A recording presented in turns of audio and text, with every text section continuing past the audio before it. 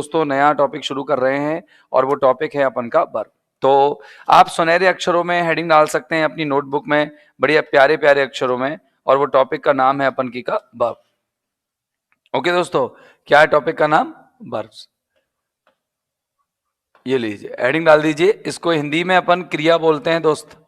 क्या बोलते हैं हिंदी में? इसे क्रिया बोलते हैं। ठीक है, वर्ब यानी क्या होती है? क्रियाएं।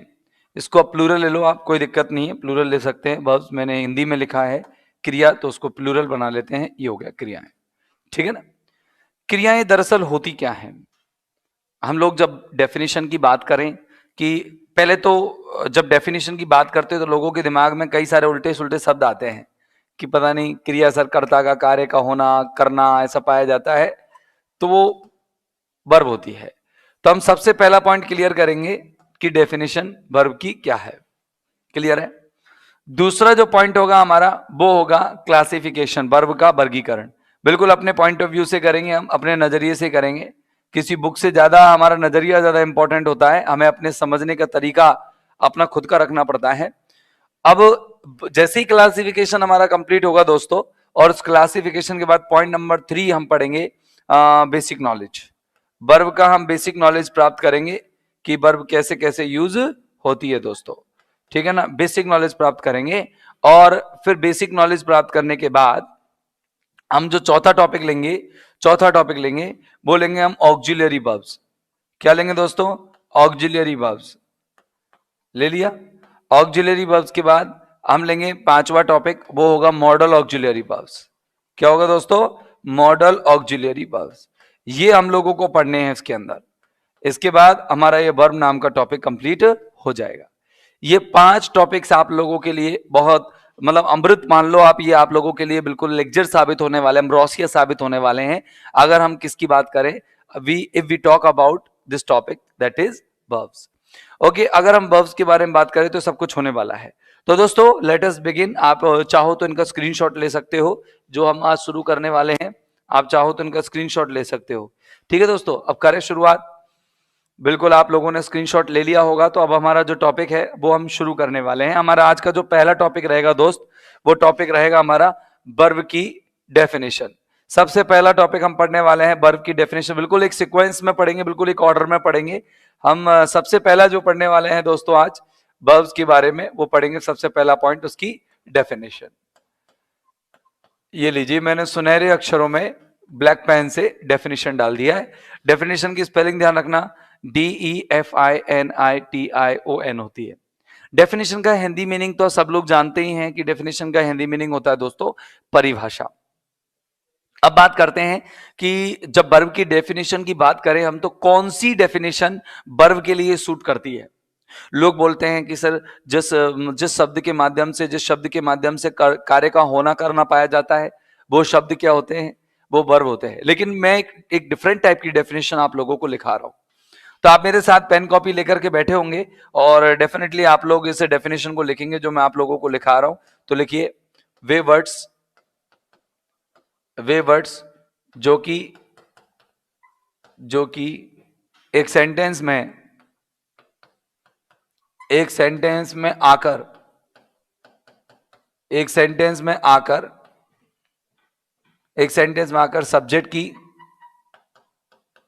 सब्जेक्ट की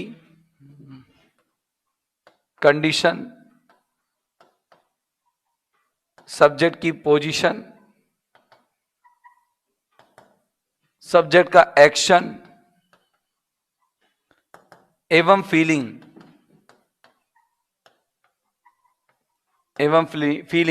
दर्शाते हों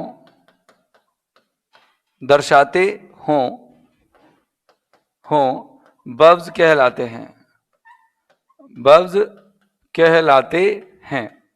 बोलो किसी को कोई दिक्कत हो तो।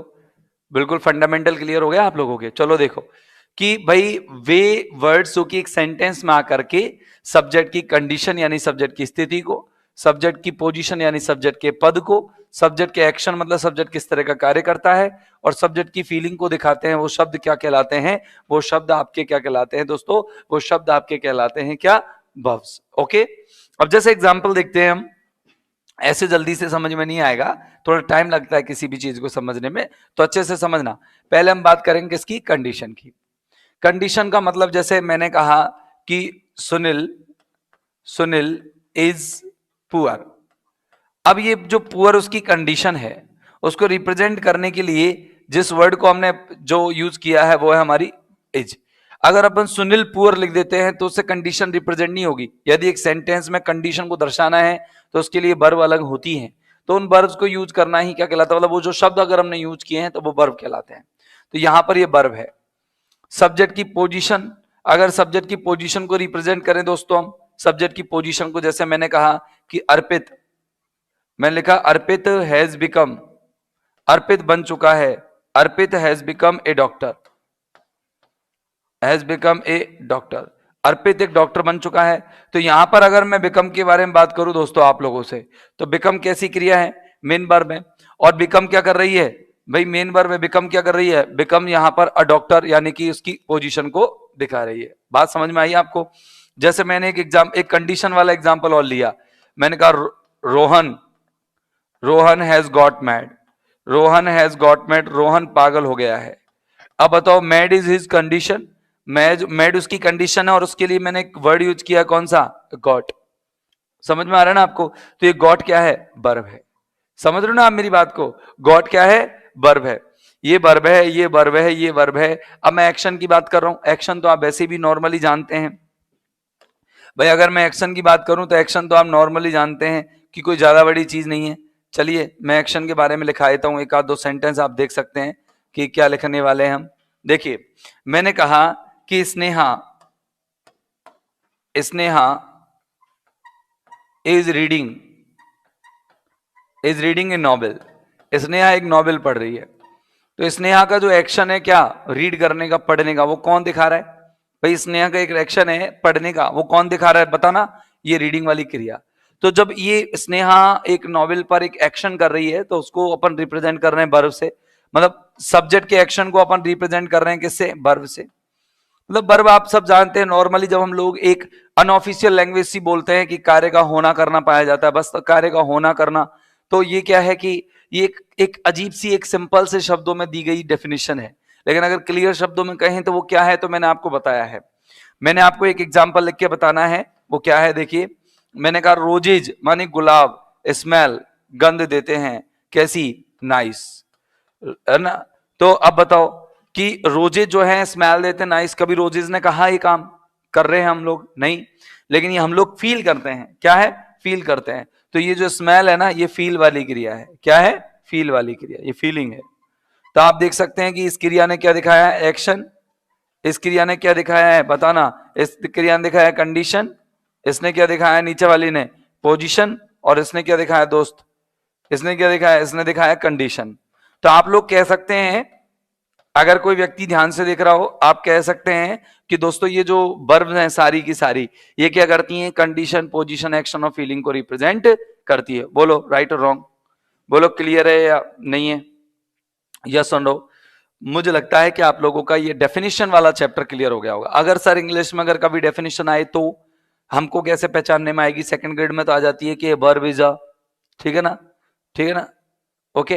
तो अपन को कैसे इंग्लिश में डेफिनेशन कैसे होगी, तो चलो हम इंग्लिश डेफिनेशन की बात करते हैं कि इंग्लिश की अगर डेफिनेशन की बात आती है तो इंग्लिश में कैसे डेफिनेशन को हमको लिखना होगा।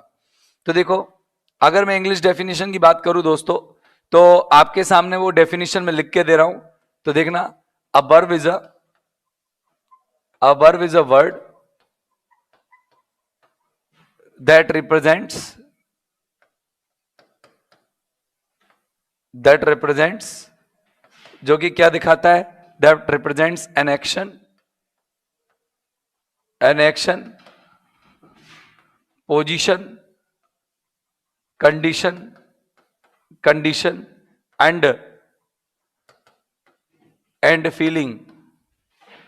And feeling of a subject,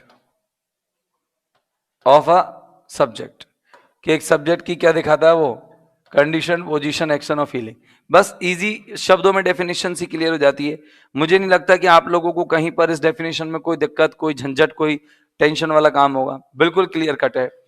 दोस्तों अब आज हम जो चर्चा कर रहे हैं वो हम कर रहे हैं क्लासिफिकेशन पर। हमारा जो सेकंड पॉइंट था, देखो ये चीज तो बेसिक है, जो मैं अब आपको पढ़ा रहा हूं बिल्कुल बेसिक चीजें हैं। अगर आपको ये पूरी नॉलेज है तो आप है ना वर्ब के टॉपिक को कितना भी लेंदी हो आराम से समझ जाएंगे।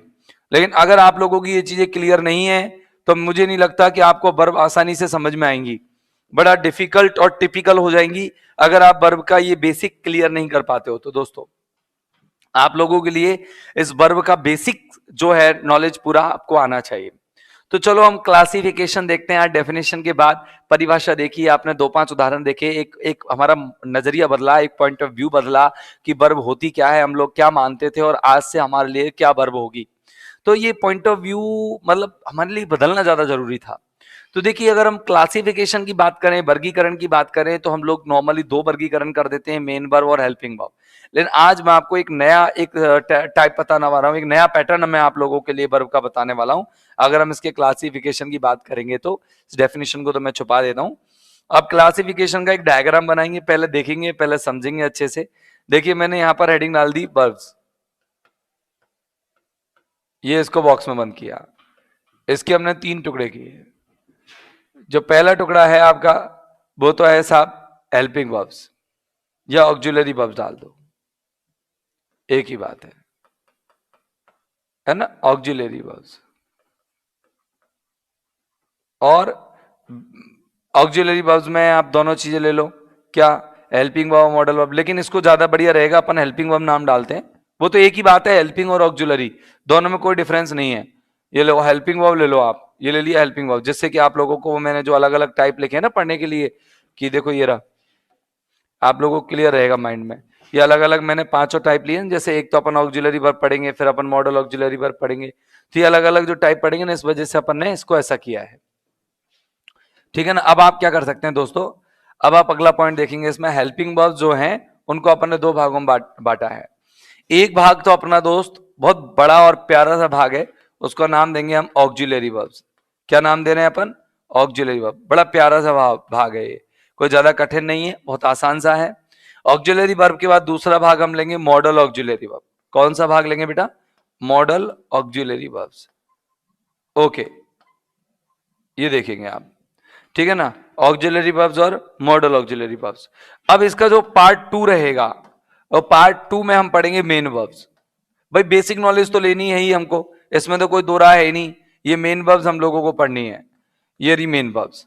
अब मेन वर्ब्स क्या आपको पता है, first form, second form, third form, singular, plural, ये सारी अपन को चीजें जानकारी में लेनी है, ठीक है ना। इसके बाद हम अगली जो वर्ब ले लेते हैं वो है कंपाउंड वर्ब। कौन सी वर्ब, कंपाउंड वर्ब। ये चीज आप लोगों के लिए बिल्कुल नई रहेगी।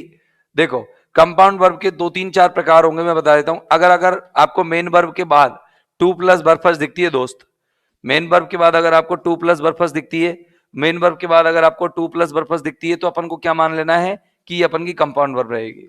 अगर 2b+ वर्ब की थर्ड फॉर्म दिखती है तो भी समझ जाना है कौन सी रहेगी, कंपाउंड वर्ब रहेगी। अगर आपको बरफस्ट आईएनजी दिखती है तो आपको ये दिखना देख लेना कंपाउंड वर्ब रहेगी। अगर आपको बीइंग प्लस वर्ब की थर्ड फॉर्म दिखती है तो आपको समझ जाना है कि ये क्या है, कंपाउंड वर्ब रहेगी। और अगर टू बी के साथ वर्ब की फर्स्ट फॉर्म में आईएनजी दिखती है तो भी आपकी कंपाउंड वर्ब रहेगी। कि सर ऐसा कैसे हो सकता है, हम लोगों ने तो कभी ये चीजें देखी नहीं। बिल्कुल सर, आप लोगों को ये सारी चीजें नई पढ़नी है, और नई नई नई चीजें जो हैं वो बहुत ही अच्छी है हम लोगों के लिए, और हम लोगों के पढ़ना ज्यादा जरूरी भी है। तो देखिए स्टार्ट कर लेते दोस्तों हम। आप सबसे पहले अपन इनका थोड़ा सा एक वर्गीकरण के हिसाब से अपन 2-4 सेंटेंस स्ट्रक्चर देख लेते हैं, जिससे कि क्या हम लोगों के माइंड में सारा जो डेटा है वो क्लियर हो जाएगा। चलो यहां तक के लिए हमारा कोई इंपॉर्टेंट पॉइंट नहीं था, अपन हटा देते हैं। अब यहां देखना आप, मैं आपको एक सेट बताता हूं। पहले तो ऑक्सिलरी वर्ब की बात करते दोस्त, ऑक्सिलरी वर्ब कैसी कैसी होती है। देखो ऑक्सिलरी वर्ब को 3 भागों में बांट लो आप, ठीक है दोस्त। एक तो बांट लिया आपने हैव, एक बांट लिया डू, और एक बांट लो आप बी, ठीक है। हैव को आप, हैव के अपन 3 पार्ट कर लेते हैं, एक तो होता है हैज, एक होता है हैव, और एक होता है हैड। अपन डू के भी 3 पार्ट कर लेते हैं, एक होता है डू, एक होता है दोस्त डज, और एक होता है आपका डिड, राइट ना। अगर अपन बी की बात करें तो बी के भी अपन पार्ट कर लेते हैं, एक होता है इज, एक होता है एम, एक होता है आर, ठीक है, एक होता है वॉज, और इसके अलावा वर। इसके अलावा बी, बीन और बीइंग, ये सब बी के पार्ट होते हैं दोस्त। बोलो क्लियर है या नहीं है? मतलब हम ये सारी चीजें पढ़ेंगे, बिल्कुल जी पढ़ने वाले हैं, कि एक चीज को वन बाई वन करके। और अगर हम मॉडल वर्ब्स की बात करें तो आपने सुना होगा, थोड़ा सुना ही होगा बस, और अपन इनको आप गहराई से पढ़ेंगे भी। कैन, कुड, मे, माइट, अगर आपको याद हो दोस्त, तो हम लोग इनको पढ़ने वाले हैं। ठीक है, हम लोग इनको पढ़ने वाले हैं, पूरे 13 मॉडल्स प्लस 3-4 जो है हमारे डमी मॉडल्स जो है उनको हम पढ़ने वाले हैं। इसके अलावा ये जो मेन वर्ब है उसको हम first form, second form, third form में पढ़ेंगे, ट्रांजिटिव, इंट्रांजिटिव वर्ब में पढ़ेंगे, फाइनाइट, नॉन फाइनाइट वर्ब में पढ़ेंगे। हम इसको डिफरेंट डिफरेंट टाइप में हम पढ़ने वाले हैं। इसके बाद हम लोग कंपाउंड वर्ब को देखो, to plus verb first, to be plus verb third, verb first ING, being plus verb third, और to be plus verb first में आईएनजी। चलिए मैं आपको एक दो एग्जांपल्स देकर के इनको क्लियर करवाता हूं कि कैसे ये समझ में आएंगे आप लोगों के।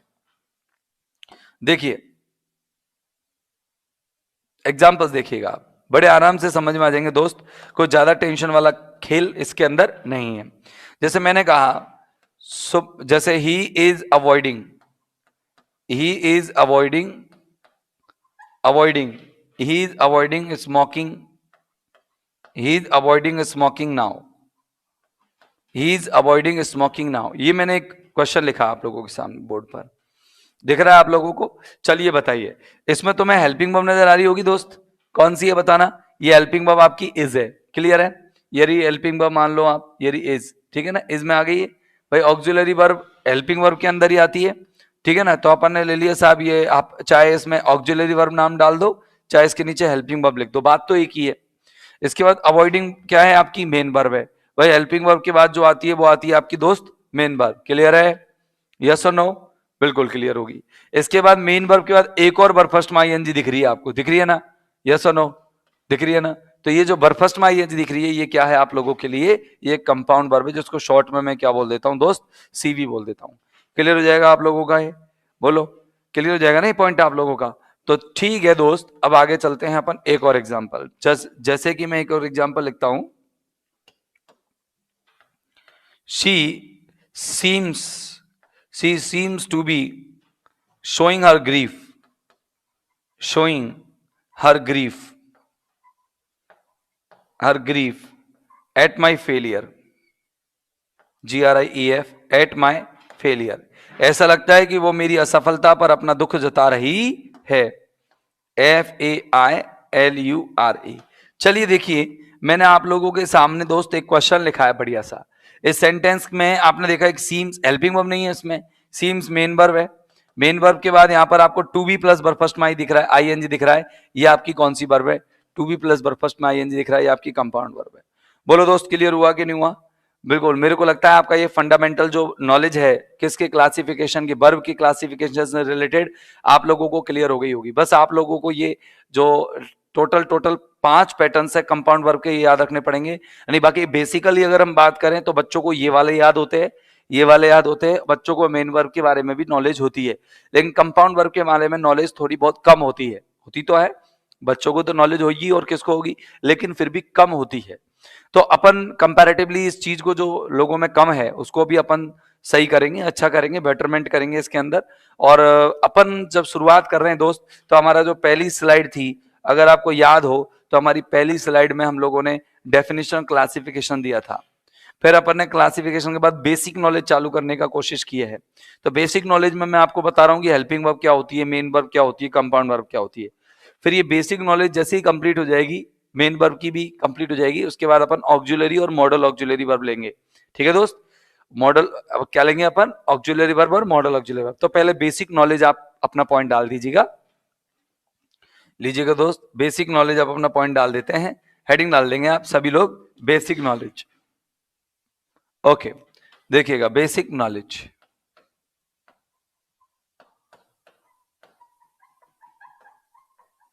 Basic knowledge of verbs. क्या डालना है दोस्त आपको heading? Basic knowledge of verbs. Okay, सफाई से दिख रहा होगा आप लोगों को, बेसिक नॉलेज ऑफ वर्ब्स। क्रियाओं, क्रियाओं का सामान्य ज्ञान है ना, आधारभूत ज्ञान, मूल ज्ञान। तो क्रियाओं के मूल ज्ञान से पहले अपन चलते हैं, तो आपको एक बार थोड़ा सा माइंड में वो हल्का सा क्लासिफिकेशन लेके आना पड़ेगा, किस किस का? हेल्पिंग वर्ब का, मेन वर्ब का और कंपाउंड वर्ब का। तो लेट अस बिगिन अवर हेल्पिंग वर्ब। तो हम हेल्पिंग वर्ब शुरू करते हैं कि क्या होती है हेल्पिंग वर्ब, ठीक है ना। तो अपन हेडिंग डाल देंगे हेल्पिंग वर्ब, हेल्पिंग वर्ब क्या काम करती है सेंटेंस में, क्यों आती है, जरूरत क्या पड़ जाती है इनकी, तो ये आपको याद रखना है कि क्यों जरूरत पड़ती है इन लोगों की, इन चीजों की।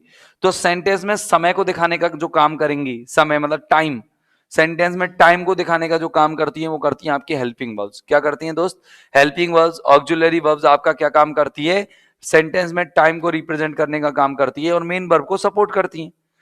बात समझ में आई आप लोगों को? सेंटेंस में टाइम को मतलब अपन को कैसे पता लगता है सेंटेंस किस टाइम में रिप्रेजेंट किया गया है, वो पता लगता है सिर्फ हेल्पिंग वर्ब से। आप मेन वर्ब में टाइम का भी पता नहीं लगा सकते। अगर मेन वर्ब दे दी जाए आपको और आपसे पूछ ली जाए कि ये मेन वर्ब में आईएनजी दे दी, बताओ कौन से टाइम की बात है, प्रेजेंट की, पास्ट की, फ्यूचर की, तो आप बता नहीं सकते। आप एजेएमआर को देख के बताओगे कि ये प्रेजेंट है, आप बॉजवर को देख के बताओगे ये पास्ट है, और आप शेलविल को देख के बताओगे ये फ्यूचर है। तो पहली लाइन आपको ये याद रखनी है कि हेल्पिंग वर्ब का काम क्या होता है दोस्त, हेल्पिंग वर्ब का काम क्या होता है। तो आप एडिंग डाल दीजिए और हेल्पिंग वर्ब और लिखिए कि ये है ना, ये, या इंग्लिश में भी लिख सकता हूं इतनी छोटी लाइन को, तो ठीक है ना, शोज या शो, हेल्पिंग वर्ब्स क्या करती हैं, show time in a sentence. एक सेंटेंस में टाइम को रिप्रेजेंट करने का काम करती है कौन, आपकी ये हेल्पिंग वर्ब्स। बोलो क्लियर हुआ कि नहीं हुआ? अरे टाइम को रिप्रेजेंट करती है दोस्त, किसको, टाइम को रिप्रेजेंट करती है एक सेंटेंस में। तो सेंटेंस में टाइम को रिप्रेजेंट करने का काम कौन करती है आपकी, बताइए जरा। सेंटेंस में टाइम को रिप्रेजेंट करने का काम कौन करती है आपकी, हेल्पिंग वर्ब करती है। क्लियर है? जैसे इसके बारे में अपन थोड़ा सा एक स्लाइट आइडिया ले लेते हैं कैसे करती है सर। अगर मैं आपसे पूछूं कि टाइम कितने होते हैं, तो आप लोगों को पता होगा कि देयर आर 3 टाइम्स, है ना, इन इंग्लिश। एक तो है आपका पास्ट, एक है आप लोगों का प्रेजेंट, और एक आप जानते हैं कि कौन सा टाइम है आप लोगों का फ्यूचर। आप लोगों का भी है और इंग्लिश का भी है। ये तीनों टाइम्स में आप किसी भी सेंटेंस को रिप्रेजेंट करते हैं, प्रेजेंट, पास्ट और फ्यूचर। राइट और रॉन्ग, बताइए, राइट और रॉन्ग? बिल्कुल सही कह रहा हूं मैं, आप लोगों को ये बात अच्छे से पता है कि बिल्कुल सही चल रही है बात, कि भाई 3 तरह के टाइम होते हैं, प्रेजेंट, पास्ट और फ्यूचर। दोस्तों लोग बोलते हैं कि टेंस 4 होते हैं, फलाना ये होता है, ढीका ये होता है, तो मैं आपको बता देता हूं कि टोटल टाइम 3 होते हैं और टेंसेज 4 होते हैं। Definite, continuous, perfect, perfect continuous, ये आपके टेंसेज हैं, टाइम नहीं है, ठीक है ना, या उपटेंसेज नहीं है, सब टेंसेज नहीं होते हैं। तो याद रखना, आपको मैं एक चीज बता रहा हूं, बेसिक चीज, बिल्कुल एक बेसिक लाइन स्टोरी मैंने आप लोगों को क्रिएट की है माइंड में, कि 3 तरह के 3 टाइम होते हैं, पास्ट, प्रेजेंट और फ्यूचर। दोस्त आरपीएससी ग्रेड फर्स्ट और ग्रेड सेकंड की अगर मैं बात करूं, तो आपका क्वेश्चन एक भी क्वेश्चन इन वीडियो से, इन लेक्चर से बाहर जाने वाला नहीं है। बहुत अच्छे से, बहुत बेसिक नॉलेज के साथ आप इन टॉपिक्स को क्लियर अप करने वाले हैं। तो देखिए दोस्तों कि पास्ट, प्रेजेंट और फ्यूचर, इन तीनों टेंसेज में हम लोग, या तीनों टाइम्स में हम लोग क्या दिखाते हैं, अपना जब सेंटेंस रिप्रेजेंट करते हैं तो उसके लिए जो हमारी मदद करती है वो क्या होती है, हेल्पिंग वर्ब्स होती है। जैसे एक एग्जांपल लिखा मैंने लिखा कि Rohit is cooking, Rohit is cooking, ठीक है ना, Rohit is cooking is evening meal, Rohit अपने शाम का भोजन पका रहा है, इज इवनिंग मील। अब आपसे मैं पूछूं कि बेटा इसमें समय कौन सा, कौन से टेंस की बात है, तो आप लोग टेंस बोला, सब प्रेजेंट की बात है, नहीं है, प्रेजेंट टेंस नहीं, मैंने कहा कौन से टाइम की बात है। तो आपको एक चीज है, आपको दिख रही होगी यहां पर हेल्पिंग वर्ब, दिख रही है कि कहीं पर, ये रे इज, दिख रही है ना, ये इज ने आपको ये रिप्रेजेंट किया है कि ये टेंस, ये जो इसमें समय है, इसमें सेंटेंस में टाइम कौन सा है, प्रेजेंट है। अब देखिए मैं टेंस नहीं बदल रहा हूं, टेंस इसमें जो दिख रहा है वो आपको टेंस, आपको बताया इसमें टेंस है आपका कंटिन्यूअस। कौन सा टेंस है, कंटिन्यूअस टेंस है, ये आपका कंटिन्यूअस मैंने लिख दिया है। और अगर मैं आपसे एक और एग्जांपल देके पूछता हूं, बताओ कि नमन, नमन वॉज कुकिंग, या Naman was cooking his his lunch, ये लो। अब इसमें ज्यादा कितना अंतर है भाई, बताना, मैंने उधर इवनिंग मील लिखा है, उसके नीचे लंच लिख दिया, बस इतना से डिफरेंस है, कोई ज्यादा डिफरेंस नहीं है। अब देखो मैं आपसे पूछ रहा हूं, बताओ इसमें टाइम कौन सा है, तो आप तुरंत बोलोगे सर इसमें टाइम कौन सा है, पास्ट। मैंने कैसे पता लगा, वॉच से। बताओ वॉच क्या है, सेंटेंस की हेल्पिंग वर्ब है कि नहीं है। और अगर मैं आपसे पूछूं ये कुकिंग क्या है, तो आप तुरंत बोल दोगे सर ये मेन वर्ब है, और ये मैंने कहा टेंस कौन सा है। अगर मैं कुकड़ कर देता यहाँ पर तो आप अपने आप पहचान जाते भाई क्या कि कौन सा अपना टेंस है। लेकिन ये मतलब टेंस है ना, हेल्पिंग वर्ब और मेन वर्ब दोनों से मिलकर के बनता है, वो मैं आपको आगे बताऊंगा। तो जो कुकिंग है ना, कुकिंग आपकी मेन वर्ब है, और अगर आपसे मैं टेंस पूछूं उसके अंदर, तो कौन से टेंस को रिप्रेजेंट करती है, कंटिन्यूअस टेंस को रिप्रेजेंट करती है। अगर मैं आपसे एक और चीज पूछ रहा हूं, मैंने कहा कि Deepak will be playing, Deepak will be playing cricket now, Deepak अब क्रिकेट खेल रहा होगा, cricket now, Deepak will be playing cricket now. अगर मैं आपसे पूछूं कि Deepak will be playing cricket now, इसमें बताइए कि आपका जो समय है, मतलब टाइम है, वो कौन सा है? तो आप बिल को देख करके कह देंगे सर टाइम हमारा कौन सा है? फ्यूचर है। आप बिल को देखते बता देंगे कि फ्यूचर है। क्लियर है? मैं आपसे टेंस पूछूं तो टेंस आप बता दोगे सर इसमें कंटिन्यूअस टेंस है, और कंटिन्यूअस कौन सा है ये बाद में बताएंगे जब अपन को वर्ब की बेसिक नॉलेज पूरी हो जाएगी। बोलो हेल्पिंग वर्ब के बारे में आप लोगों को कुछ स्लाइट आइडिया लगा हो तो बताइए दोस्त। हेल्पिंग वर्ब्स के बारे में आप लोगों को एक हल्का फुल्का विचार आप लोगों के दिमाग में गया हो तो बताइए।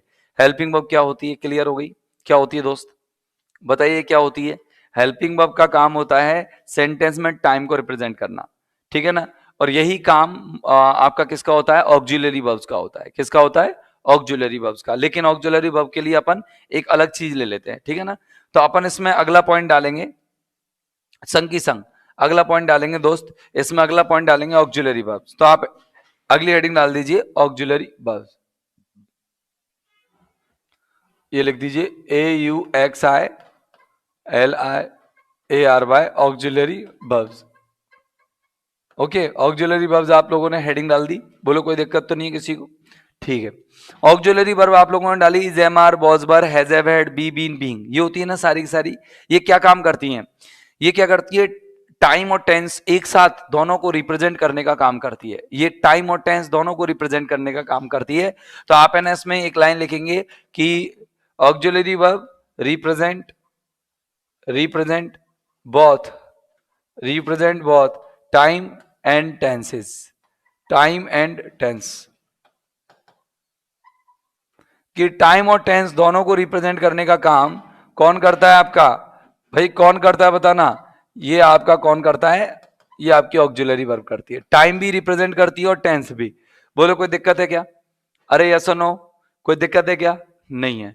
देखो अब मैं कैसे आपको बता रहा हूं, बहुत बढ़िया और बहुत बड़े प्यारे तरीके से मैं आप लोगों को बता रहा हूं कि किस तरीके से रिप्रेजेंट करती है। देखो, हाँ, एग्जाम्पल बड़े दूसरी इंक में ले लीजिएगा, लो एग्जाम्पल ले लीजिए। देखिए जैसे मैंने एक एग्जाम्पल लिया, हेल्पिंग वर्ब आपको पता है ये ऑक्सिलरी वर्ब कौन कौन सी होती है? जैसे आपको पता ही है, इजेमार होती है, वॉजबर होती है, याद होंगी आप लोगों को क्योंकि हमने क्लासिफिकेशन में पढ़ ली थी। एक हैज़ होती है दोस्त, और इसी के नीचे अपन पास्ट के लिए हेड लिख देते हैं। इधर अपन की ऑक्सिलरी वर्ब अपन ने पढ़ी थी डूडस, ठीक है ना, इसके नीचे अपन डिड लिख देते हैं। और तीन हमने अलग से लिखी थी बी, बीन और बीइंग। ये चीजें क्या है? अपन को टेंस में और टाइम में दोनों में मदद करती है। तो ये कुछ चीजें हैं जो टाइम को रिप्रेजेंट करती है और ये टेंस को भी रिप्रेजेंट करती है। जैसे मैं आपको एक छोटी सी उदाहरण बता रहा हूं कि भाई कैसे। जैसे अगर मैं इनकी बात करूं तो ये कौन सा टेंस बनाएंगी, इनकी बात करूं तो ये कौन सा टेंस बनाएंगी, और इनकी बात करूं तो ये कौन सा टेंस बनाएगी। तो देखो ये वाली जो चीजें बनाती है ना हमेशा इंडेफिनिट टेंस बनाती है। कौन सा? इंडेफिनिट। इनका जो हिम्मत है वो इंडेफिनिट टेंस बनाने की है। क्लियर? बात समझ में आ गई? ये वाली जो चीजें हैं ये कौन कौन सा टेंस बनाएंगी? ये बनाएंगी एक तो परफेक्ट टेंस बनाएंगी और परफेक्ट कंटिन्यूअस टेंस बनाएंगी। बोलो यस और नो, बोलो हाँ या ना। बनाती है कि नहीं बनाती है? मैं बताऊंगा कैसे बनाती है। ये टेंस कौन कौन सा बना रही है? परफेक्ट और परफेक्ट कंटिन्यूअस। ये वाला कौन सा बनाती है? ये सिंपल भी बनाती है और ये बनाती है साहब कंटिन्यूअस भी। यानी कि ये दोनों टेंसेज में मदद करती है हमारी, ठीक है ना? ये हेल्पिंग वर्ब्स, ओके, ये ऑक्सिलरी वर्ब्स। और ये वाली जो है ये भी हमारी क्या है? ये सेंटेंस को पैसिव बनाने में और कंटिन्यूअस में काम आती है। सेंटेंस को पैसिव बनाने में और कंटिन्यूअस में, मतलब मैं आपको पैसिव बनाने की जगह इंडेफिनिट लिख देता हूं, ठीक है ना? इंडेफिनिट और कंटिन्यूअस दोनों में काम आती है। तो अपन इनकी बेसिक नॉलेज लेंगे ना, पढ़ने वाले ना, ऑक्सिलरी हमारा टॉपिक है ना भाई। पहले तो अपन लोग क्या कर रहे हैं? बेसिक नॉलेज ले रहे हैं, फिर अपन टॉपिक ही उठाएंगे ना ऑक्सिलरी। तो क्लियर है ना, अपन टॉपिक ही उठाने वाले हैं। बीइंग आपकी परफेक्ट और परफेक्ट कंटिन्यूअस दोनों में मदद करता है, बीइंग आपकी सिर्फ कंटिन्यूअस टेंस में मदद करता है। तो आपकी ये जो सारी चीजें है ना ये कहीं ना कहीं कोई ना कोई टाइम को रिप्रेजेंट कर रही है और कोई ना कोई टेंस की। जैसे मैंने एक एग्जांपल लिखा दोस्त, मैंने एक एग्जांपल लिखा, देखो बहुत बेसिक नॉलेज चल रही है, बस आप लोग सीख जाओगे कि वर्ब क्या है, हेल्पिंग वर्ब क्या है। कोई आपको पूछेगा, भाई आप टीचर बन रहे हो, right. Grade second, grade first के आप टीचर बन रहे हो, और टीचर को नॉलेज होना चाहिए कि भाई कि किस तरीके से वर्ब को हम कैसे रिप्रेजेंट करेंगे। यानी कि अगर आपसे कोई पूछ ले कि भाई हेल्पिंग वर्ब क्या होती है, तो हम लोगों को बताना आना चाहिए। आपसे कोई पूछे मेन वर्ब क्या होती है, तो हमें बताना आना चाहिए कैसे होती है, आपको बेसिक पूरा आना चाहिए इसका, तब एक अच्छे टीचर आप कहलाओगे। तो देखो, अगर मैंने एक एग्जांपल बोला कि प्रदीप, मैंने कहा Pradeep is running, Pradeep is running very slowly. Pradeep बहुत धीरे धीरे दौड़ रहा है, बहुत धीरे धीरे दौड़ रहा है। कोई बात नहीं, दौड़ने दो उसको, तो जैसे भी दौड़ता है। लेकिन अगर आपसे मैं पूछूं दोस्त कि इसमें अगर मैं पूछता हूं आप लोगों से कि इसमें क्या आएगा, तो जरा बताना क्या आने वाला है, क्या आने वाला है। एक एक चीज को बताते चलना। आप बताओ, इज क्या है। इज पहली चीज तो प्रेजेंट को रिप्रेजेंट करता है। दूसरी चीज, या इंडेफिनिट और कंटिन्यूअस को। लेकिन इंडेफिनिट है या कंटिन्यूअस है, इस चीज का हमें मदद कौन भी कर रहा है, मेन वर्ब। मेन वर्ब भी हमारी इस चीज में मदद करती है। तो यहां पर मेन वर्ब को देखते हैं हम, तो मेन वर्ब में क्या लग रही है, आईएनजी। और जब मेन वर्ब में इजएमआर के साथ आईएनजी लगी होती है दोस्त, तो वो टेंस होता है कौन सा, कंटिन्यूअस। कौन सा टेंस होता है, कंटिन्यूअस। और अगर वर्ब थर्ड लगी होती है तो वो कौन सा होता है, इंडेफिनिट, पैसिव वॉइस का, है ना। तो ये आपका समझ में आया कि कौन सा टेंस है, प्रेजेंट का कंटिन्यूअस टेंस है। क्लियर, पता लगा, प्रेजेंट और कंटिन्यूअस। बताओ, अगर इजएमआर नहीं होता, एज ए वर्ड होता, तो अपन उसको प्रेजेंट का परफेक्ट बोल देते। क्यों बोल देते, क्योंकि उसके साथ मेन वर्ब भी बदल जाती। तो ऑक्सिलरी वर्ब का काम क्या होता है दोस्त, ऑक्सिलरी वर्ब का, जैसे मैंने एक एग्जांपल लिखा कि बी एन इंडेफिनिट और कंटीन्यूअस टेंस बनाती है। कैसे बनाती है, देखो, जैसे मैंने कहा, सुनना अच्छे से, she will be watching TV, she will be watching TV at this time tomorrow. वो कल इस समय टीवी देख रही होगी। बताओ, अब अगर मैं आपसे ये पूछूं कि इस सेंटेंस में बेटा बिल क्यों आया है, तो बिल को तो तुरंत आप काम में ले लोगे, सर बिल तो इसलिए आया है क्योंकि इससे पता लग रहा है कि साहब इसमें समय कौन सा है, फ्यूचर का। अब बी क्यों आया है, सर बी है ना, दो चीजों के लिए आता है सर, इंडेफिनिट या कंटिन्यूअस। तो देखो आईएनजी लग रही है, तो कंटिन्यूअस को रिप्रेजेंट करता है। तो अगर मैं आपसे पूछूं कि टेंस कौन सा है, तो तुम तुरंत बोल के बता दोगे सर फ्यूचर टाइम में कंटिन्यूअस टेंस है, यानी फ्यूचर कंटिन्यूअस टेंस है। क्लियर है। तो यानी कि आपकी ऑक्सिलरी वर्ब आप लोगों का टेंस और टाइम दोनों रिप्रेजेंट करती है, हेल्पिंग वर्ब केवल टाइम रिप्रेजेंट करती है, ठीक है ना, ये अपन ने लिखा। और अब अपन बेसिक नॉलेज लेंगे मॉडल के बारे में, फिर मेन वर्ब के बारे में, फिर कंपाउंड वर्ब के बारे में। ये बेसिक नॉलेज कंप्लीट होने के बाद हम लोग इसका पार्ट 2 और चलेगा। इसके बाद अपन मॉडल ऑक्सिलरी वर्ब या ऑक्सिलरी वर्ब ले लेंगे। एक दिन का हमारा ऑक्सिलरी वर्ब का टॉपिक रहेगा, एक दिन या 2 दिन जो भी लगते हैं, फिर उसके बाद मॉडल अपन के चलने हैं। ठीक है दोस्त, बहुत बढ़िया तरीके से आप लोग टॉपिक को लेके चलेंगे, बहुत बढ़िया तरीके से पढ़ेंगे। और अगर आप ध्यान देके पढ़ोगे ना दोस्त, ध्यान देके पढ़ोगे, तो निश्चित तौर से ऐसा कोई नहीं होगा जो बच्चे को ये मतलब ऐसा वीकनेस फील होगी इस टॉपिक में, ऐसा लगेगा बस कि हाँ हम लोगों को इसके बारे में पर्याप्त नॉलेज है। अब देखिए, ऑक्सिलरी वर्ब के बाद हम लोग अगला चलते हैं हमारा इसमें जो पॉइंट हम लोगों को लेना है, मॉडल ऑक्सिलरी वर्ब। क्या लेना दोस्त, मॉडल ऑक्सिलरी वर्ब। ये लो हेडिंग डाल देता हूं, मॉडल ऑक्सिलरी वर्ब्स, है ना। मॉडल ऑक्सिलरी वर्ब्स क्या होती है दोस्त, मॉडल ऑक्सिलरी वर्ब्स क्या होती है, तो मॉडल ऑक्सिलरी वर्ब्स का मतलब होता है कि सेंटेंस में जो सब्जेक्ट के मूड को रिप्रेजेंट करते हैं, सेंटेंस में जो सब्जेक्ट के मूड को रिप्रेजेंट करते हैं, जो सब्जेक्ट की मानसिकता और विचार को रिप्रेजेंट करते हैं, वो जो साइक्रियाएं होती हैं, वो क्या कहलाती है, वो क्या कहलाती है, क्या कहलाती है दोस्त, मॉडल ऑक्सिलरी वर्ब्स कहलाती है। तो डेफिनेशन बहुत बढ़िया सी क्लियर कट है। क्या डेफिनेशन है, सुनना, कि इंग्लिश में लिख सकते हैं कि द हेल्पिंग वर्ब्स, वो हेल्पिंग वर्ब्स हैं ये, द हेल्पिंग वर्ब्स, वो हेल्पिंग वर्ब्स हैं ये,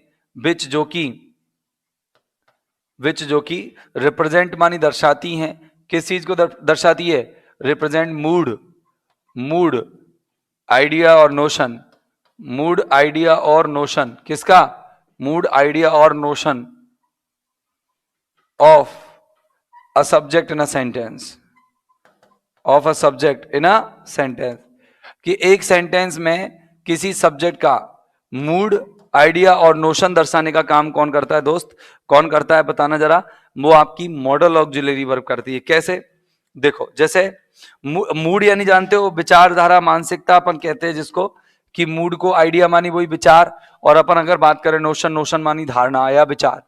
तो कैसे सर, थोड़ा जरा इसको एलाबोरेट करना बात को, कैसे, देखो जैसे आपको पता है कि अगर अपन ने कोई काम करना है तो उस काम के पीछे हमारी क्या क्या विचारधाराएं होनी चाहिए, तो वो मैं बता रहा हूं। जैसे मैंने एक एग्जाम्पल लिखा, मैंने कहा कि I should solve this puzzle, this puzzle, मैंने ये बोला तो मैंने अपने आप को सजेस्ट किया। सजेशन मतलब आपको शुड देखते ही सेंटेंस में पता लग जाएगा कि सब्जेक्ट ने अपने आप को क्या दिया है, सजेशन दिया है, अपने आप का सजेशन दिया है, अपनी डिजायर, अपनी लाइक दिखाई है, पसंद दिखाई है। एक अगर मैं इसी सेंटेंस को यहां बोल देता हूं कि I can solve this puzzle, कि मैं इस पजल को हल कर सकता हूं, तो मैंने बार मॉडल चेंज कर दिया। मॉडल कौन सा लगा दिया यहां पर, बताना कैन। जैसे ही कैन लगाया तो आपको इस सेंटेंस में पता लग जाएगा दोस्त कि इसमें सर है ना आई की क्या दिखा रहे हैं, कैपेसिटी दिखा रहे हैं। क्या दिखा रहे हैं, कैपेसिटी या एलिजिबिलिटी या एबिलिटी, ठीक है ना। अगर मैंने कहा साहब कि I may solve this question, I may solve this puzzle, this puzzle, कि मैं इस पजल को सॉल्व कर सकता हूं, तो जैसे ही मैंने मॉडल चेंज किया तो आप लोगों को पता लग गया होगा कि दोस्त कि ये जो मे है ना वो पॉसिबिलिटी को रिप्रेजेंट करता है। किसको रिप्रेजेंट करता है, पॉसिबिलिटी को रिप्रेजेंट करता है। जैसे ही मैंने अगला लिया कि आई नीड, मैंने बोला I need solve this puzzle, तो यहां पर नेसेसिटी को रिप्रेजेंट कर रहा है। तो आप एक चीज समझ सकते हैं इन सारी चीजों से कि जो अपन ने ये पढ़ा है सब कुछ, ठीक है ना, मॉडल के बारे में, ये आपको ये क्लियर कर रहा है कि अगर सेंटेंस में अगर मॉडल की भूमिका को देखें हम, तो वो सिर्फ इतनी सी होती है कि अगर सब्जेक्ट के मूड को रिप्रेजेंट करने का काम करना चाहे, अगर हम सब्जेक्ट की मानसिकता को, विचारधारा को दर्शाना है सेंटेंस में, तो हमको उसके लिए कौन सी हेल्पिंग वर्ब लगानी पड़ेंगी, मॉडल हेल्पिंग वर्ब लगानी पड़ेंगी दोस्त, मॉडल ऑक्सिलरी वर्ब्स लगानी पड़ेंगी। तो याद रखना ये वो हेल्पिंग वर्ब्स हैं, याद रखना ये वो हेल्पिंग वर्ब्स हैं जो कि क्या करती है दोस्त, सेंटेंस में सब्जेक्ट के मूड को, ठीक है ना, रिप्रेजेंट करती है, सब्जेक्ट के मूड, आइडिया और किसको, नोशन को, एक सेंटेंस के अंदर। तो दोस्तों आप लोगों का इस तरीके से मॉडल ऑक्सिलरी वर्ब भी क्लियर होगी। आप चाहो तो इसका स्क्रीनशॉट ले सकते हैं। अब दोस्त हम आगे चर्चा करते हैं हमारे मॉडल ऑक्सिलरी वर्ब में कंप्लीट करने के बाद, हमारा ये टॉपिक जो कंप्लीट हुआ है, और इसके बाद हम चालू करते हैं दोस्त मेन वर्ब की। किसकी बातें चालू करेंगे दोस्त, मेन वर्ब की। तो हेडिंग डाल लेंगे मेन वर्ब्स, ये लीजिए, ये हेडिंग डाल लीजिए, आप इस हेडिंग को डालिए, पानी देना।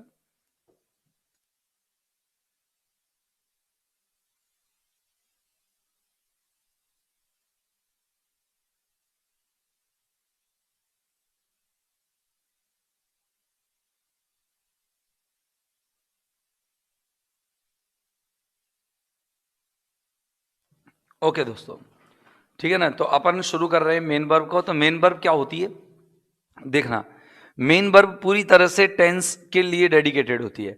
अगर सेंटेंस में टेंस को रिप्रेजेंट करना है तो बार बार मेन वर्ब को according to the helping verb change करते जाओ, बस टेंस रिप्रेजेंट हो जाएगा। तो इसकी पूरी जानकारी हम लोग आज की वीडियो में लेंगे। मेन वर्ब के तुरंत बाद हम कंपाउंड वर्ब देखेंगे। तो यानी कि आज की जो वीडियो में अब जो हमारा चलने वाला है और कल की वीडियो में जो चलेगा हमारा, वो चलेगा मेन वर्ब के बारे में, और मेन वर्ब का बेसिक नॉलेज लेंगे बस हम, और इसके बाद हम कंपाउंड वर्ब का बेसिक नॉलेज कल की वीडियो में या एक वीडियो में हम कंप्लीट करने की पूरी कोशिश करेंगे।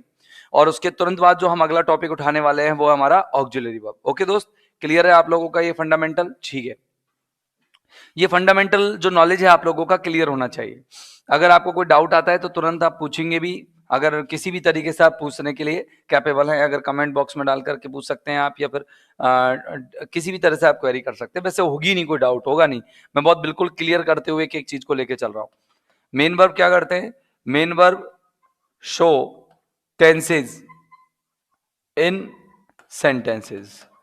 वाक्यों में अगर सेंटेंस में टेंस की बात करें अपन कि टेंस का पता कैसे लगता है, तो टेंस का पता ही हम लोगों को वर्ब से लगता है। वर्ब नहीं तो टेंस नहीं पता लगेगा। सेंटेंस में टेंस का पता लगाने का एकमात्र जरिया क्या होता है, वर्ब। जैसे मैंने एक एग्जांपल बोला, देखो मैंने कहा Anil, Anil is, Anil is writing, Anil is writing an ऐसे। मैंने बोला अनिल इज राइटिंग एन ऐसे, बोलो इसमें टाइम कौन सा है, आपसे पूछा मैंने टाइम कौन सा, आप तुरंत बोल देंगे सर इसमें टाइम है अपना प्रेजेंट। बोलो है या नहीं है, अरे बोलोगे कि नहीं बोलोगे बताओ, कोई ऐसा बच्चा है जो नहीं बोलेगा, बिल्कुल बोल दोगे आप लोग कि इसमें टाइम कौन सा है, प्रेजेंट। मैंने दूसरा एग्जाम्पल लिख दिया, मैंने कहा नेहा वॉज राइटिंग एन ऐसे। आप जरा बता देंगे मुझे कि इसमें मैंने क्या किया है? इसमें मैंने आपको बोला वॉज, तो आप तुरंत बता देंगे इसमें कौन सा है, पास्ट। अब देखना जरा, जरा देखना, अब बताना मुझे। Pradeep, Pradeep has written, Pradeep has written an essay. चलो मुझे बताना जरा कि इसमें टाइम कौन सा है, तो आप तुरंत बता देंगे सर इसमें टाइम कौन सा है, हैज देखते ही सर इसमें टाइम है प्रेजेंट। अब मैं आपसे पूछ रहा हूं बताओ इसमें टेंस कौन सा है, तो आपको टेंस की जानकारी कौन देगा, इसमें टेंस जानकारी देने वाला कौन है, रिटन। जब हैजेवेड के साथ वर्ब की थर्ड फॉर्म आती है तो वो टेंस होता है परफेक्ट। कौन सा टेंस होता है, परफेक्ट। और जब इजेमार वॉजवर के साथ वर्ब फर्स्ट आईएनजी आती है दोस्त, तो ये होता है कंटिन्यूस। तो बताओ, अगर मुझे ये पता लग रहा है कि इसमें कंटिन्यूस टेंस है, इसमें परफेक्ट टेंस है, तो इसकी जो मूल कारण है वो कौन है, मेन वर्ब। ये मेन वर्ब ही मुझे इस चीज की जानकारी दे रही है। जैसे मैंने एक एग्जांपल लिखा, एक एग्जांपल और लिखा, देखना। जैसे रेखा लिख दो, रेखा राइट्स एन ऐसे, रेखा राइट्स एन ऐसे। बताओ मुझे टेंस की नॉलेज किससे मिल रही है, मेन वर्ब से। और मेन वर्ब क्या कह रही है कि भाई वर्ब फर्स्ट में जब एस और एस लगता है तो वो इंडेफिनिट टेंस होता है। कौन सा टेंस होता है, इंडेफिनिट। और ऐसे ही एस लगते किसमें है, पहचान किसकी है, प्रेजेंट की। तो हमको पता लगता है कि ये प्रेजेंट का इंडेफिनिट है। तो मतलब अगर अपन को हेल्पिंग वर्ब दे रखी है, जैसे एक और ले लो, जैसे मैंने कहा कि नवीन, एक एग्जाम्पल और ले लो फटाफट से, कोई दिक्कत नहीं है, बढ़िया सा देख लो। मैंने कहा Naveen, Naveen does not write, Naveen does not write, does not write an essay, Naveen does not write an ऐसे।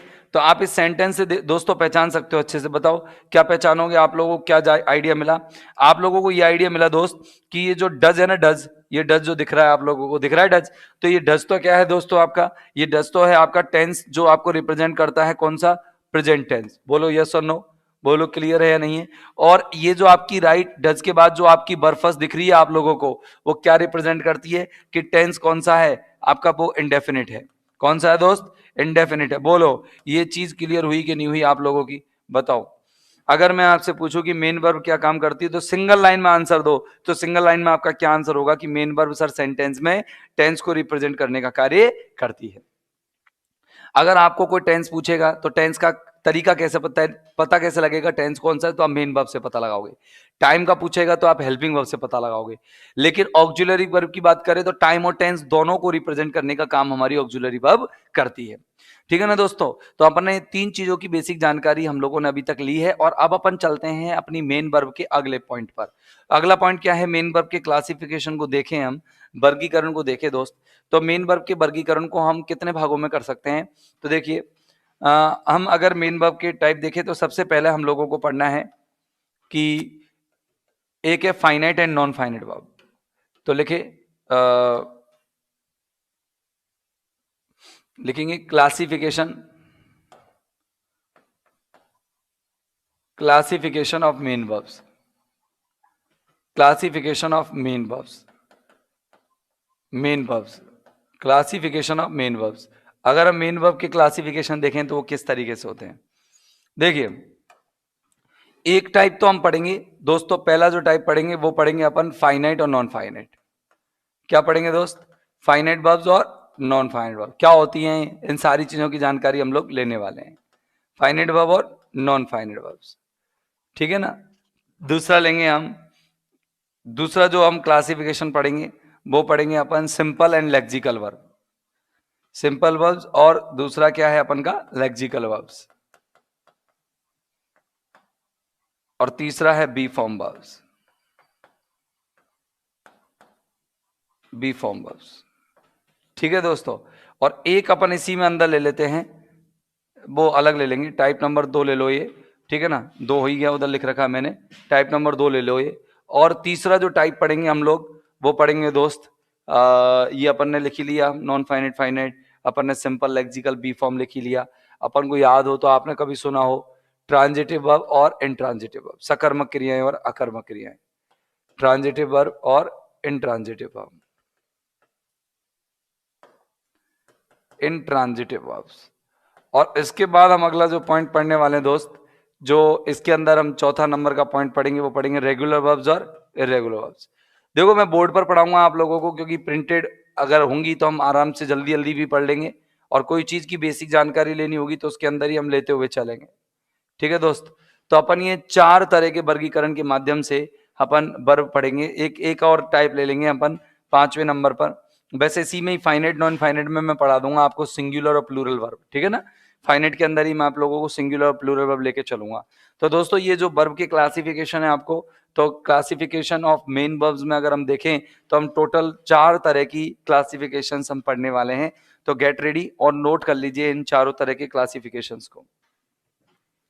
ओके दोस्तों, नोट कर लीजिएगा। तो सबसे पहले हम लोग क्लासिफिकेशन की जो बात कर रहे हैं, वो पहला जो क्लासिफिकेशन हम ले लेते हैं, पहला क्लासिफिकेशन ले लेते हैं। पहला है हमारा दोस्तों finite and non finite verb. तो हेडिंग डाल दीजिएगा, पहला जो वर्ड है अपना, पहला जो क्लासिफिकेशन है वो है finite and non finite verb. ये लीजिएगा, finite and non finite verbs, finite एवं नॉन फाइनाइट वर्ब्स, फाइनाइट एवं नॉन फाइनाइट वर्ब्स। क्लियर है? फाइनाइट और नॉन फाइनाइट क्रियाएं कौन कौन सी होती हैं। तो फाइनाइट वर्ब क्या होती है पहले तो ये पता लगे, फिर नॉन फाइनाइट वर्ब क्या होती है फिर ये पता लगे, ठीक है ना।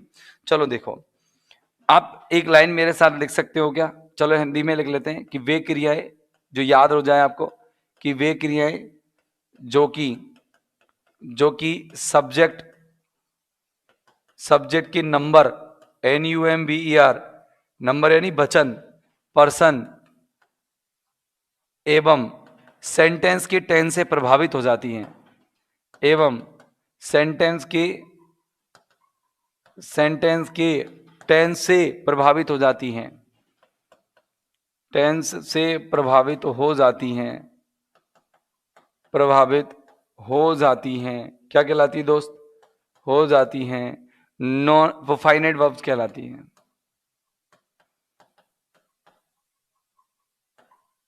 जबकि जबकि जो अप्रभावी रहती हैं, अप्रभावित, जबकि जो अप्रभावित रहती हैं, जबकि जो अप्रभावित अप्रभावित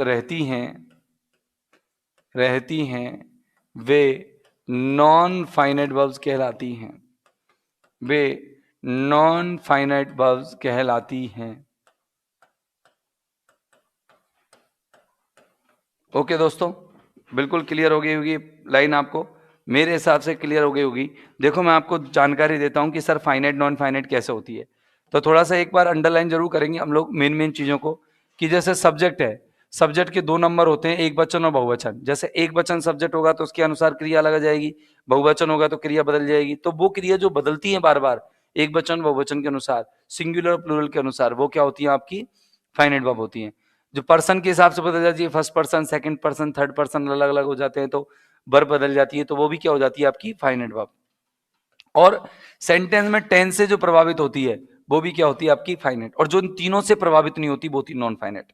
सर कुछ समझ में नहीं आया, आप क्या पढ़ा रहे हो, कुछ समझ में नहीं आया, मैं बताता हूं। देखो जैसे मैंने एक एग्जांपल बोला कि Rashmi, Rashmi is reading reading Rashmi is reading a story, Rashmi एक स्टोरी पढ़ रही है, ठीक है ना।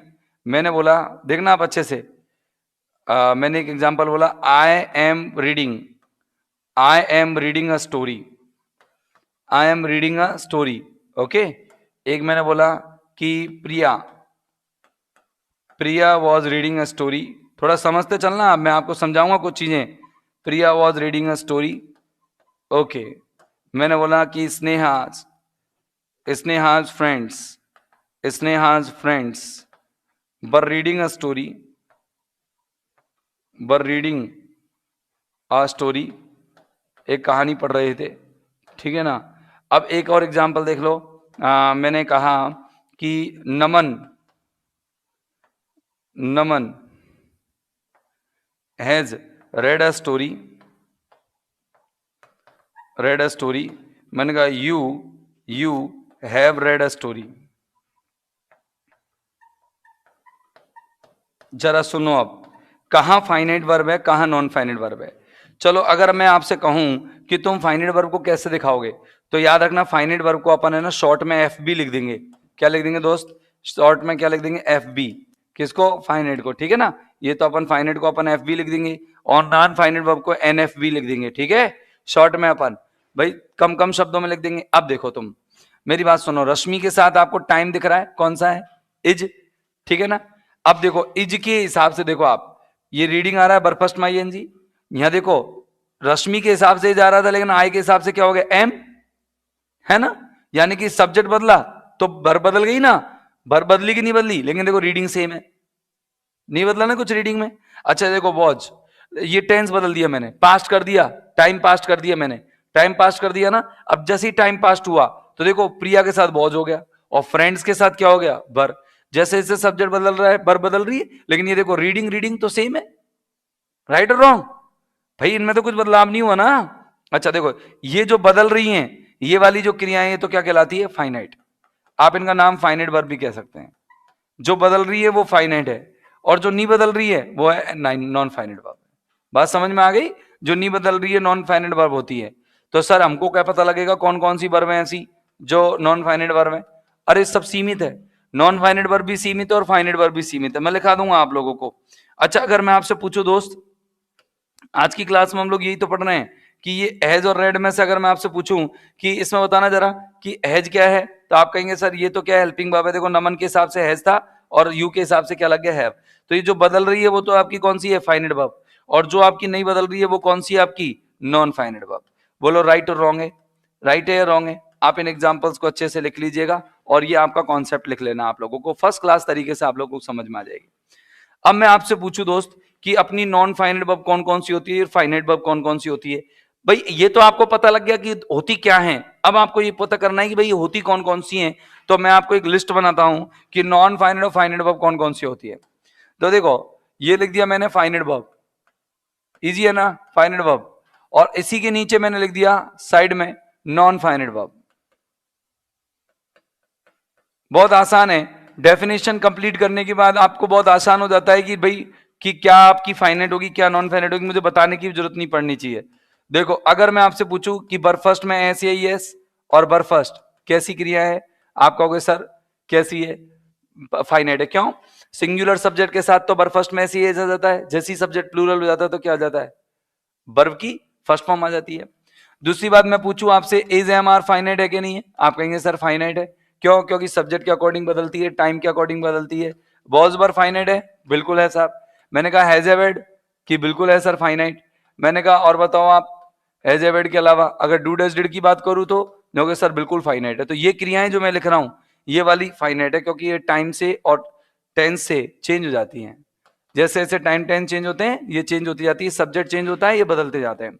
लेकिन कुछ क्रियाएं ऐसी हैं जो कभी नहीं बदलती, जैसे कि मैं आपसे पूछूं कि वर्ब की सेकंड फॉर्म, सब्जेक्ट का कोई प्रभाव नहीं पड़ेगा। अगर मैं आपसे पूछूं वर्ब की सेकंड फॉर्म की जगह ना अपन वर्ब थर्ड लिखते हैं, ये है non finite. Verb third, verb first में आईएनजी, ओके, क्या ये कभी बदलती हैं। और bare infinitive, bare infinitive modal के बाद आती है, वो मैं बता दूंगा आपको कि कैसे।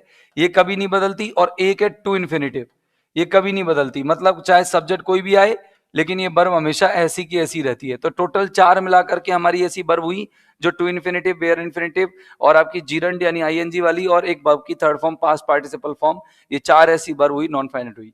इसके बारे में और जो बची हुई थोड़ी बातें हैं वो हम अगली वीडियो में करेंगे, और अगली वीडियो में इसी के साथ हम अपना लेक्चर को शुरू करेंगे। तो आज के लिए बस इतना ही, फिर मिलते हैं अगले एपिसोड में, तब तक के लिए have a nice time, good day, goodbye, thank you very much.